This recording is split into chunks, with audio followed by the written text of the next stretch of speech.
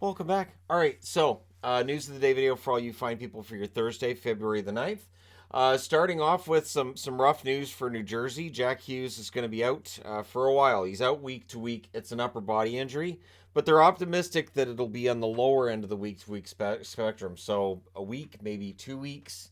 One thing with New Jersey, there's some depth there. I don't think that there's any reason to panic if you're a Devils fan at this point, because I think there's enough scoring on this team to pick up the slack while he's out.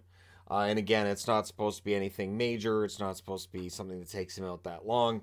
And all the best to Jack Hughes on a quick recovery, because he has been a lot of fun to watch this year. And the sooner he comes back, the better. Speaking of which, Rasmus Andersson revealed by the Calgary Flames today that he was on a scooter in Detroit on his way to a meal, and he was hit by a car. Now he was taken to a hospital. They ran a battery of tests on him, and then they released him. He's seen as being day to day, shaken up, obviously, as anybody would be in that circumstance. But it doesn't sound like he's going to be out that long. So won't be playing tonight for Calgary. All the best to Rasmus Andersson and a quick recovery. And again, this can always be a lot worse when you're dealing with somebody on a scooter. They're very exposed. So I'm really glad that for Andersson, it doesn't look like it's anything major, because for Calgary, they really need him on the blue line as well. So all the best to Andersson on his continued recovery. Cale Makar, who has had his own injury problems this year, and just the Avs in general have had injury problems. He was hurt last night, a couple nights back. He had a head injury he suffered against the Penguins on a play involving Jeff Carter. He will miss the next 2 games of the trip, the final 2 games of the trip, due to that head injury. And it doesn't look like it's anything major, but it looks like he's being held out for precautionary reasons for the next couple of games, and hopefully it's not too bad. Again, he had just come back from injury, so it just feels like with Makar, it's one thing after another this season. I still think he's the best defenseman in the league. That's just me, right? Also, with injury news, Andrei Burakovsky is on the injured reserve. It is a lower body injury for him. He suffered that early in the game the other night against the Islanders, and it looks like it's a leg injury, and we'll see how long he's out. But the fact that he's on IR means it'll be at least a week, you would think.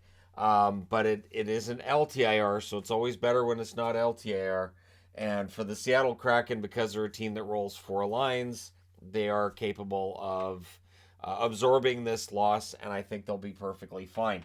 So all the best to Burakovsky on his return, and hopefully it's not that far down the road that he's going to return for Seattle, because he's had quite the year for the Kraken this year. Jake Virtanen's in the news. He was picked up, of course, by Visp in the Swiss League last October. Things have been going well in terms of his scoring, with 14 goals, 11 assists, 25 points in 21 games. But he got into an altercation with a teammate.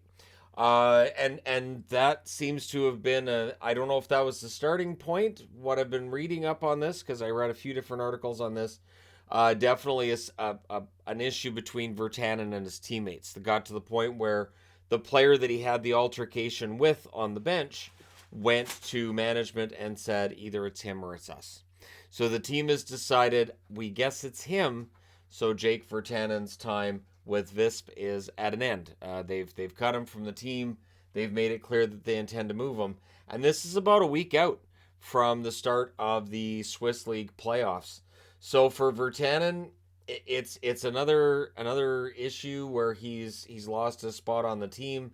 At 26 years of age, this might end up being the closing chapter on his career as a professional hockey player. We'll see. I mean, if you can score, if you can put the puck in the net, somebody somewhere will probably give you a chance. But I think his NHL career has set sail on that. I think the tryout with Edmonton was probably the end of that. And it looks like he's done with his Swiss team as well. So we'll see what's next for Jake Virtanen. Let me know your thoughts in the comments section below, as always. Don't forget to hit like and subscribe if you're browsing your way through, you just happened upon this video. Thank you guys so much for watching, for all your support. I will talk to you again soon.